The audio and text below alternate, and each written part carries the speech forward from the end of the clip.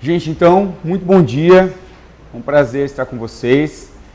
Meu nome é Thiago Mariano e nós vamos aprofundar nossos conhecimentos em história geral, tá bom? Então a gente vai fazer aí um passeio desde a Grécia Antiga e vamos lá no final do nosso curso chegar em Guerra Fria, passar pela Guerra Fria, enfim, tá? Por aí. Então temos bastante coisa para estudar, para rever, para revisar. Bom, então contem comigo. Qualquer dúvida, estou à disposição, beleza? Bom, vamos começar hoje então conhecendo a Antiguidade Clássica. O que é ser clássico? O mundo grego, tá? Hoje nós vamos conhecer mais a formação da Grécia Antiga, tá? E depois a gente passeia pelas polis, as principais polis gregas, Esparta e Atenas, ok? Então, vamos começar lá com Antiguidade Clássica.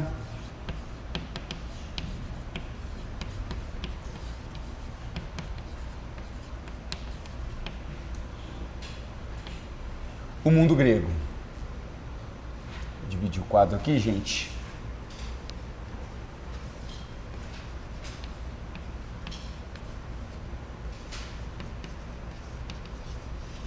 Maravilha. Vamos lá. Para começar a nossa aula, eu vou colocar aqui no quadro, né, uma pergunta, né? O que significa clássico? Né? Como se... Corinthians e Palmeiras. O maior clássico que tem, né? Não tem como. Com certeza nós já ouvimos assim de alguém: olha, você precisa assistir esse filme, ele é um clássico, né? Ouça essa música, cara, você não conhece essa banda? Isso é um clássico da música, você precisa ouvir, tá? Então, clássico, eu perguntei agora há pouco e falaram assim: clássico é algo antigo. Sim, é algo antigo, mas é só algo antigo? Não, é algo também que serve de modelo, de referência, é algo que serve de inspiração. Então, a gente pode entender que clássico é modelo, é referência, é algo que inspira, né? Que você olha, que você consome, que você observa e você fala: caramba, isso é interessante, hein?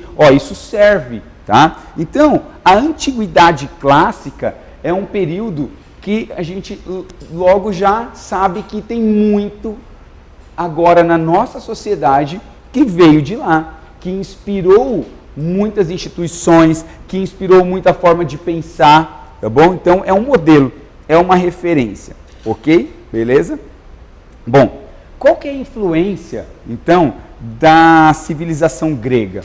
Tem muita coisa, né? Se você depois, quando a gente for estudar as polis gregas e entendermos um pouquinho de Atenas, por exemplo, nós vamos ver a questão da democracia. É lógico, a gente precisa contextualizar a questão da democracia para aquele momento, mas a palavra democracia surge ali, né? Hoje em dia, a gente assiste série, a gente assiste filme.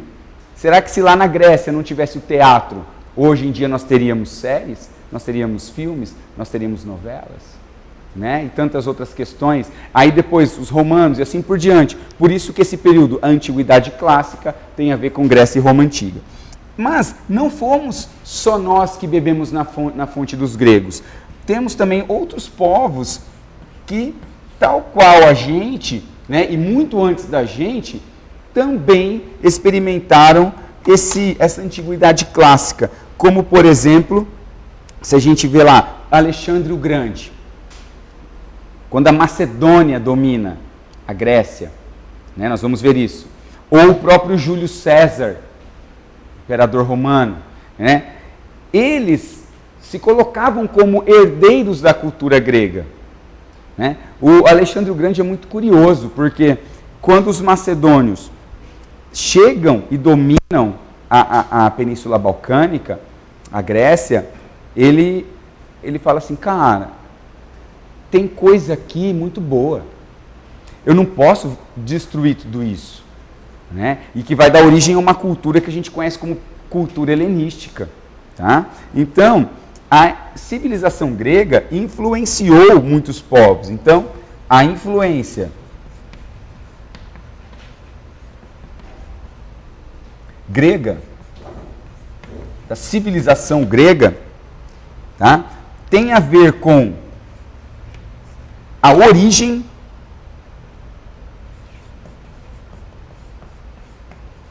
de instituições, como eu já comentei,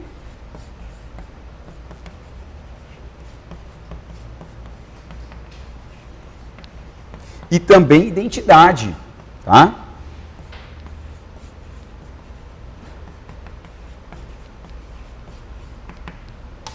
Ok? Se a gente passar por alguns períodos históricos pós-Idade Antiga, nós vamos perceber que na Idade Média,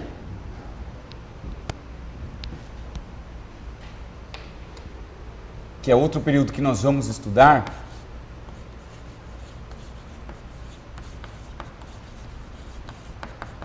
havia também uma ideia de preservação do legado grego. Tá? Como assim, professor? O que teve na Idade Média? Porque eu lembro, professor, que na Idade Média nós tínhamos vassalos, suzeranos, tinha lá uma sociedade estamental, mas o que tem a ver com Grécia aí? Olha só, a gente precisa lembrar que toda cultura, ali pensando na Alta Idade Média, que vai do século V ao século X, toda a cultura estava concentrada com a Igreja Católica. Tá? Todo o conhecimento ali, digamos, o conhecimento religioso e o não religioso, era a Igreja Católica que dominava. Tá? As primeiras universidades, era a Igreja Católica que comandava. Então, nós tínhamos monges católicos que passaram a estudar textos da Antiguidade. Textos de Platão, textos de Aristóteles, tá? Vocês já tiveram filosofia, né? Filosofia, então, esses caras eram estudados. Tá? Ah, mas não era muito divulgado, né, professor? Porque o pensamento medieval era muito teocêntrico. Era muito teocêntrico. Mas se a gente pegar a Península Ibérica, e a Península Ibérica experimentou algo diferente em se tratando de Idade Média. Por quê? A gente precisa lembrar de um contexto. A Península Ibérica tinha experimentado o avanço dos povos árabes, né? Tinha surgido lá Maomé, o islamismo, e aí nós vamos ver a expansão islâmica, e aí eles saem da Península Arábica, passam pelo norte da África e chegam na Europa. E quando eles chegam na Europa, eles vão se instalar na Península Ibérica, e ali a dinâmica vai ser outra. Por exemplo, não se fala em feudalismo na Península Ibérica. Tá? Por quê? Porque os árabes eles estavam interessados em outras formas de organização, como, por exemplo, também estudar os textos filosóficos. Tá? E aí o que vem depois? Grandes navegações, conhecimentos na medicina, conhecimentos na matemática. Tá? Tudo por quê? Porque eles não deixaram este legado acabar. O que a Grécia forneceu vai ter ramificação, tá bom? Então, na Idade Média, nós tínhamos os textos dos filósofos, ok? Gente, essa nossa primeira aula, ela é bem mais teórica mesmo, porque a gente está estudando bem a base da formação do mundo grego e o pensamento desse mundo grego. Daqui a pouco a gente vai para algo mais palpável, que é quando começam as organizações das comunidades, e aonde vai desencadear o quê? As polis. Né? Porque elas não surgiram do nada, né? Porque às vezes eu poderia chegar aqui hoje e falar assim, gente, hoje é Esparta, tá, mas de onde veio? Do nada? Alguém bateu uma varinha mágica e surgiram os espartanos? Né, cara? Não é assim que funciona. Então, na Idade Média nós temos então os textos filosóficos de Platão. E aí eu não vou entrar no mérito agora, tá? Porque não é o nosso papel aqui. E Aristóteles. Aí isso em filosofia vocês vão ver, tá? Com os monges da Igreja Católica e também os árabes, que não deixaram esse legado acabar. Ah, professor, mas eu sei que no final da Idade Média teve um renascimento cultural. É aí que esses textos vão ganhar mais força ainda. Aí você vai ver Grécia, a todo vapor. Por enquanto, está meio restrito às universidades, aos estudos ligados à Igreja Católica, tá? Beleza? Se você pegar Michelangelo, Leonardo da Vinci, se você pegar Rafael Sanzio, cara, esses caras todos vão se inspirar. O próprio movimento em si, ele é muito, muito impregnado de Grécia, tá? Beleza? Então, só para a gente não deixar em branco aqui, vamos colocar que o Renascimento também vai se inspirar, tá? Beleza. Olha só. Nós temos na Idade Média, nós temos algo na Idade Contemporânea. Não, professor, aí você já está forçando. Como assim na Idade Contemporânea? Vamos lá, gente. Vamos lembrar, quando a gente fala Idade Contemporânea, o que inaugura a Idade Contemporânea? O que dá início à Idade Contemporânea, segundo os estudiosos? A Revolução Francesa, 14 de julho de 1789, né, a queda da Bastilha. Escolheram este evento como um marco de falar, opa, peraí, a partir disso aqui o mundo foi outro, muita coisa aconteceu diferente. Tá, beleza. Então, se a gente pegar a Idade Contemporânea,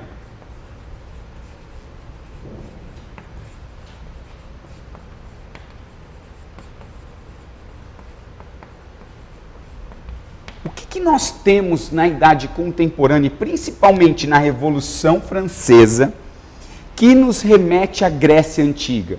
Porque nossa sociedade, principalmente a sociedade ocidental, está muito ligada aos eventos pós-Revolução Francesa, né? É uma sociedade que realmente foi transformada ali com os ideais. E é aqui que eu quero chegar.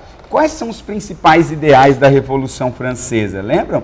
Liberdade, igualdade e fraternidade. Quando a gente fala em liberdade e igualdade, liberdade e igualdade,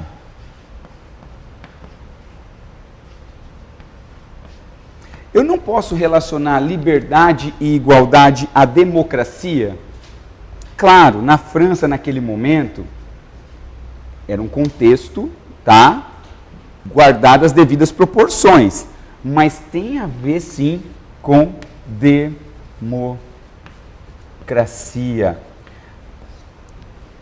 A própria forma como a Revolução Francesa ela vai estourar depois lá do... Nós vamos ter uma aula sobre a Revolução Francesa, algumas, tá? Fiquem tranquilos. Só estou relembrando algumas questões. A forma como a sociedade do terceiro estado queria uma votação por pessoa e não mais por estados. É tipo, cara, é democracia. Todo mundo vale, todo voto vale, ok? Então, para quê? Para sermos livres, para sermos iguais. Então, isso vem da Grécia, cara. Lembrando sempre, eu gosto de fazer essas ponderações, que a democracia ateniense, ela era muito restrita. Sim, eu sei disso, tá? Bom, podemos ainda falar sobre algo integrado, um legado integrado. Porque eu falei aqui, eu citei o Alexandre o Grande, e eu falei que quando ele chega na Península Balcânica, ele olha aquela cultura grega, ele olha aquela forma de organização e ele entende que aquilo é bom. E eu acho que até como uma estratégia, né, ele não sai destruindo tudo. Ele incorpora elementos de outras civilizações. Então, nós vamos ter, dentro da questão da Grécia Antiga, do legado grego, soma-se a civilizações orientais, civilizações africanas, civilizações americanas, que vão estar ali, ó, juntas, tá? Em algum momento, em algum exemplo da história, algo na sociedade vai ter Grécia junto, tá bom? Beleza? Bom, tudo bem até aqui? Deu pra gente já só dar um start aí, tá bom? Beleza? Qualquer dúvida, pergunte, tá bom?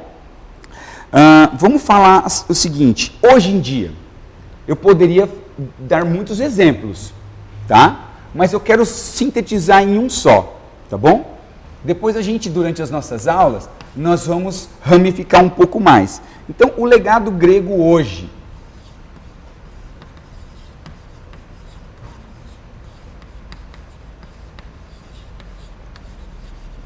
O legado grego hoje, eu vou resumir em 2 palavras.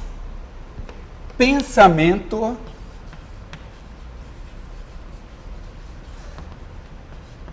humanista.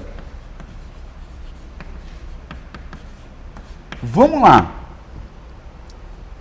O que é o pensamento humanista?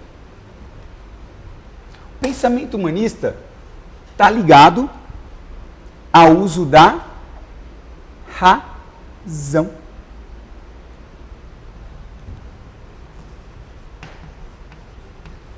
Razão e valorização do ser humano. A sua forma de entender, de criar, de conceber, de transformar, tudo isso ligado à razão. Pô, professor, mas o que tem a ver com a Grécia isso? Bom, vamos pensar o seguinte. Lá na Grécia Antiga surgiram... A Grécia é muito ligada à questão mitológica, né? Todo mundo fala da mitologia grega. E os mitos, eles surgem para tentar explicar principalmente a origem, né? Pô, da onde a gente veio? Como que a gente está aqui agora? Né? Então os mitos, eles surgem. E aí a gente precisa lembrar, até mesmo, se a gente pode vincular a isso que eu estou falando ao pensamento positivista. Tá? Vamos lembrar do pensamento positivista, que entende que a sociedade ela tem hierarquias. Tá? E aqui, gente, eu não estou falando se isso é certo ou não, tá? Só estou lembrando de vocês. Vamos lá, o positivismo diz que que o primeiro nível de sociedade não é um nível legal, não é uma sociedade boa, porque é uma sociedade mitológica, é uma sociedade ligada à religião apenas, é uma sociedade que procura explicar os seus eventos por meio da religião. Vocês conseguem ver um pouco da Grécia aqui? Sim, beleza. Ou até se a gente voltar, tá? Só que aí nós vamos para o segundo estágio da sociedade dentro do positivismo, que é o estágio filosófico. Beleza? O estágio filosófico procura explicar os fenômenos, a existência por meio do quê? Do mito? Não. Eles já sabem que não é o mito, o fantástico, que faz as coisas acontecerem. Mas eles já sabem o que é? Também não. Por isso que tem várias correntes filosóficas. Cada uma tenta explicar ao seu modo, uma fala que são os números, a outra fala que é a água, e assim por diante, né? Tudo bem? Então esse é o segundo estágio. E o terceiro estágio é o estágio científico, que aí é o estágio que para o positivismo é a sociedade no ápice, tá bom? Beleza? Então, o pensamento humanista, na qual aquele que a gente pode, professor, eu posso vincular o uso da razão aos filósofos? Pode, porque eles estavam ali buscando explicações não mais puramente mitológicas. Pô, eles não tinham ainda a resposta 100%, mas eles já estavam o quê? Botando a cabeça para funcionar. Não mais falando, é porque os deuses estão irados. Né? Tudo bem? Beleza? Então, o legado grego hoje é isso. Claro, nós temos... Professor, mas isso perpassa pelo Renascimento? Perpassa. Perpassa pelo Iluminismo? Perpassa. Claro, até é uma construção histórica até chegar nos nossos dias. Mas a gente está estudando o quê? O berço, de onde surgiu. Tá bom? Beleza? Bom, seguindo, nós vamos falar um pouquinho sobre o idioma, né, grego. Palavras que chegaram até nós. Eu falei algumas já hoje aqui. Mito, filosofia, história, diálogo, política... Política que vem da polis, né? a ética, a lógica, tudo isso está ali na Grécia Antiga. Tudo bem até aqui? Beleza? Então eu vou fazer o seguinte, eu vou apagar aqui e agora a gente começa a entender a formação da Grécia. Tudo isso aqui foi para a gente entender, pô, o que nós temos de Grécia? Por que estudamos Grécia? Além de cair nas provas de vocês. Tá? Por quê? Porque nossa realidade está impregnada de Grécia. Tá? Agora a gente começa a estudar a formação da Grécia, do mundo grego, de fato. E eu gosto de dividir em períodos, porque pode ser cobrado assim de vocês.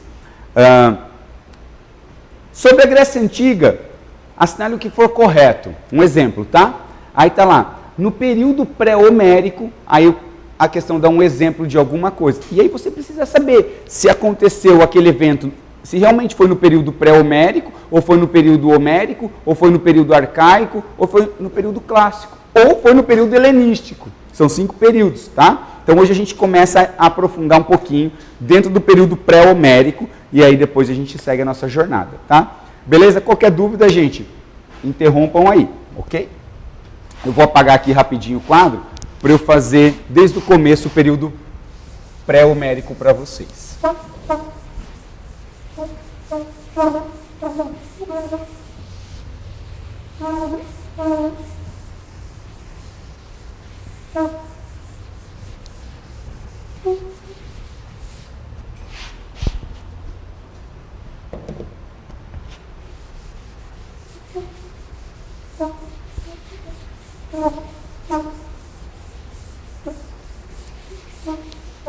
Beleza. Vamos lá então. Deixa eu tomar um golinho de água aqui.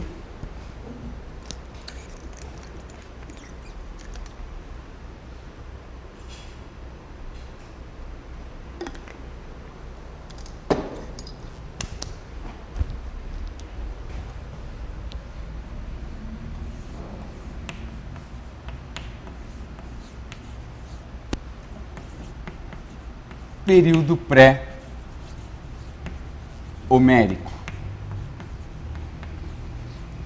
Então, eu vou desenvolver as nossas aulas a partir de agora, sim. Eu jogo um período, explico para vocês tudo o que aconteceu durante esse período, e aí depois a gente passa para o próximo, tá? Período pré-homérico, ele vai do século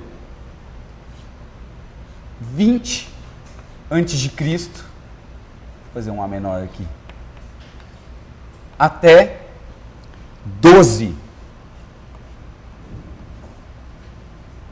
antes de Cristo, tá bom?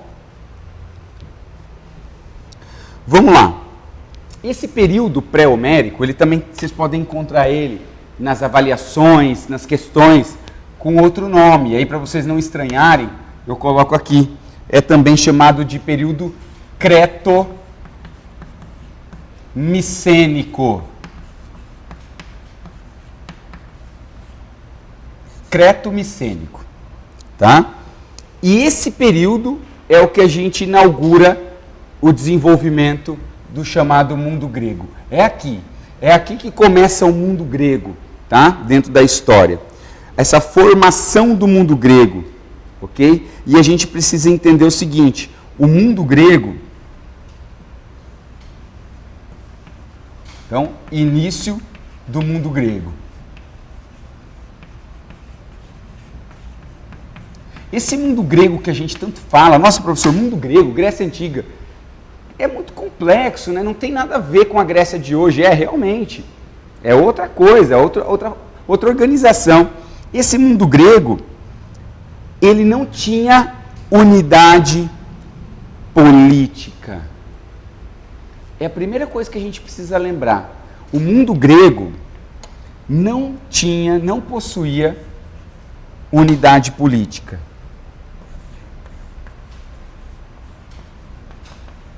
Sem unidade política. Tá, legal, professor. Então, como que a gente pode falar que essa civilização é uma só, sendo que nem politicamente eles são ligados, porque tinham outros aspectos que dava esse sentimento de pertencimento a eles, tá? Eles entendiam que eles faziam parte de algo maior, tá? Eles tinham uma consciência cultural, Porém, então, eles tinham consciência cultural.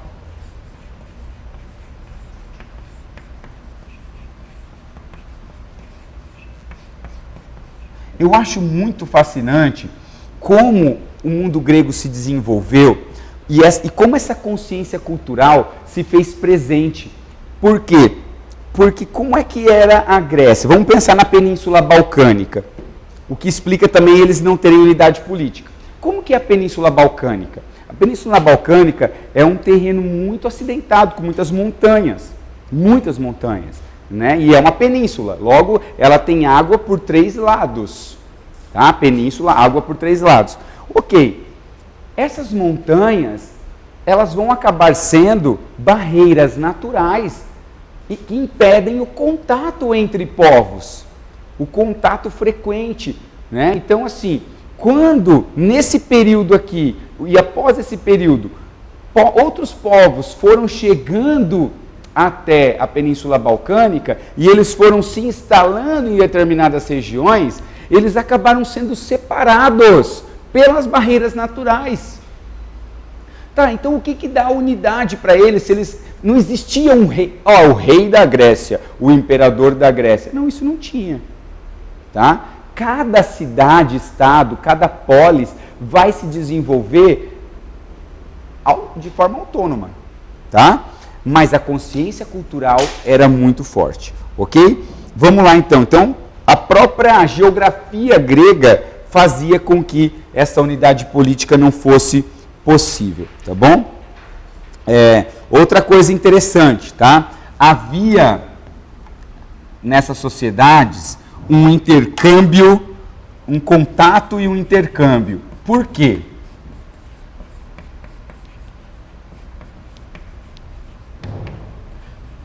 Porque ela é uma península, logo tem muita navegação, logo tem muito contato por conta de chegadas e partidas. Então há uma forma de intercâmbio presente ali, tá? Culturas vizinhas no mundo mediterrâneo vão também colaborar para esse pensamento, para o desenvolvimento cultural, tá? Beleza? E aí nós temos 2 civilizações que antecederam a Grécia Antiga. A civilização, vou colocar desse outro lado aqui, tá? Que eu gosto de chamar de civilizações predecessoras. A civilização de Creta e a civilização micênica. Professor, aonde se desenvolveram essas civilizações? Bom, a Creta é uma ilha ali da península, né? E a civilização micênica fica ao sul da península, tá? Na próxima aula eu vou projetar um mapa para a gente visualizar melhor enquanto eu produzir aqui para vocês a minha fala. E aí a gente vai conseguir visualizar e a coisa fica um pouco mais clara, tá bom? Então é o seguinte, ó. Vamos colocar aqui, ó. Civilizações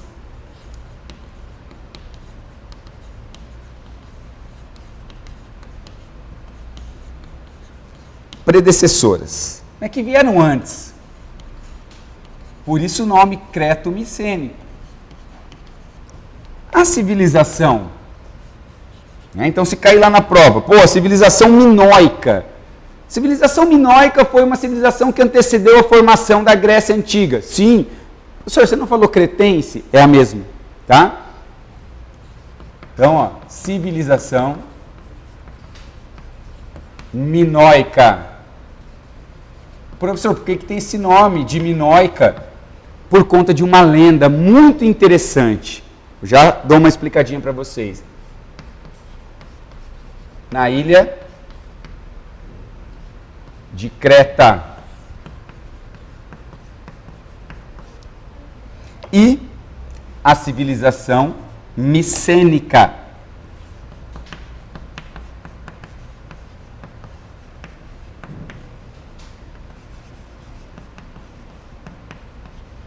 Que fica sul da Península Balcânica.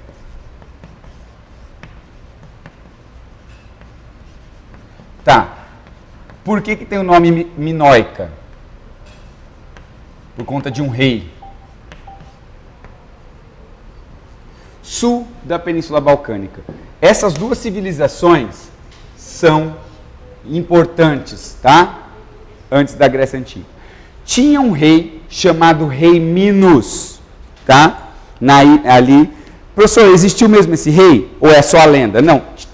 As pesquisas arqueológicas, de fato, encontraram um palácio, né, nossos, e descobriram que tem um rei. Obrigado, Marcos. Gênio. Olha só, gente. Vamos lá. Ó, Creta, tá? Aqui é a ilha de Creta. E o sul da Península Balcânica por aqui. Valeu, brigadão. Salvou a pátria aqui. Então, o que nós estamos estudando? Isso aqui, ó. Tá? E aqui nós vamos ver que são as colônias depois gregas, que eu vou explicar para vocês, que eles vão se espalhar. Tá? Porque pensa, um monte de montanha, não tinha terra para todo mundo. Conforme elas foram crescendo, elas tiveram que se espalhar, tá bom? Beleza. Então, na ilha de Creta, tinha um rei chamado Minos, conta a lenda, e este rei, ele aprisionou num labirinto uma fera, chamada Minotauro. Não é o lutador do UFC, calma, tá, gente? Vocês nem lembram, né, cara, do lutador do UFC. Não é do tempo de vocês, tô velho, né? Tô tiozinho, tô 40 a mais, velho. Então, mas enfim, o Minotauro é uma fera, corpo de homem, cabeça de boi. Acho que é isso, cabeça de touro, enfim. E esse labirinto, vou sintetizar para vocês, para eu não me alongar muito. E conta-se a lenda que neste labirinto eram enviados, então, para este labirinto, alguns jovens durante alguns períodos para tentar matar este monstro. Tá? Até que um jovem chamado Teseu, ele vai chegar até essa região e ele vai se apaixonar, inclusive, pela filha do rei Minos. E aí a filha do rei Minos falou assim, cara, eu vou te ajudar, pega aqui essa corda e você vai, entra no labirinto, mata o monstro, e daí depois você vai seguir na corda, cara, você não vai ficar perdido no labirinto. Você está vendo, o amor venceu. Tá, mas ele matou? Calma, eu preciso voltar um pouquinho. Teseu tinha combinado com o pai dele o seguinte, olha pai, eu estou indo lá para a ilha de Creta, eu vou matar o Minotauro. No entanto, se eu não matar, o barco vai voltar, o meu barco vai voltar com velas negras, tá bom? Isso é sinal daí que eu morri em batalha. No entanto, se você vê velas brancas, é que eu venci, eu estou lá. Beleza, e foi. E ele conseguiu, ele derrotou o Minotauro. Só que aí, cara, a festança foi muito grande, velho. O cara deu PT, o cara enlouqueceu, encheu o caneco, encheu a cara e esqueceu de mudar a cor da vela. Beleza, aí tá o velhinho lá, o pai dele lá, né, aflito, olhando para o mar, lá no alto de um precipício, olhando. E aí surgiu, lá longe, e aí ele viu e se desesperou. Velas negras, cara. Ele não tinha ideia de que o filho dele estava bebaço no convés lá do navio, né? E aí o que o velhinho fez? Pulou. O nome dele? Egeu. Por isso que nós temos o mar Egeu. Por conta dessa lenda, tá? Claro, é muito louco as lendas e os mitos, eu acho muito fascinante, porque como a gente pode... Claro, tem algumas versões, tá, gente? Eu dei uma parafraseada em muita coisa aqui, eu acho que eu não falei nenhuma bobagem, me perdoem se eu esqueci de algum fato, tá? Mas a gente falou de mito. Como que os mitos se confundem com a história? Primeiro, os arqueólogos, sim, encontraram ruínas de um palácio, tá? Que tinha um rei muito poderoso. Então, aqui nós vemos o encontro. Outra coisa, os gregos, e não só os gregos, os romanos, contavam lendas e mitos, né, e outras civilizações, sempre com fatos muito heróicos ou trágicos, mas para contar a sua história também, né, para falar, não, pera lá, você me respeita, cara, olha a minha história aqui, né, como é que é. Se você pegar lá a história de Roma, os gêmeos, né, Rômulo e Remo, né, que eram filhos de um deus. Então sempre tem, não, nossa civilização começou por conta de uma divindade, né, então é isso, então, tudo isso para contar porque era minoica, né, gente? Mas valeu a pena, é uma história interessante, né? Então tá bom. Então essas duas civilizações, elas vieram antes da civilização grega. Agora, o que importa para a gente aqui, galera? Olha só, que a formação do mundo grego tem a ver com povos que a gente vai chamar de povos indo-europeus. Tá? Professor, quem são esses povos indo-europeus? São povos da Península Balcânica, da Ásia Menor. Ali, ó, Ásia Menor está aqui no nosso mapa, galera, ó. Aqui, ó, Ásia Menor. Às vezes a gente fala Ásia Menor, a gente não tem ideia. É a atual Turquia hoje em dia, tá? Beleza? Então, esses povos indo-europeus vão formar o mundo grego, tá? E os principais povos indo-europeus, vou colocar o nome deles aqui para vocês, tá? São os aqueus, os jônios e os eólios, tá? Aqueus, jônios e eólios, tá? Beleza?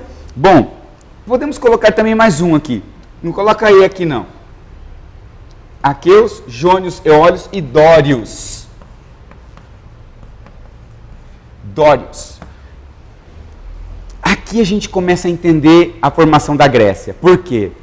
Porque cada povo desse tem uma forma de viver, uma característica. E quando eles vão chegando até a Península Balcânica, eles vão colocar sua forma de vida ali naquele contexto.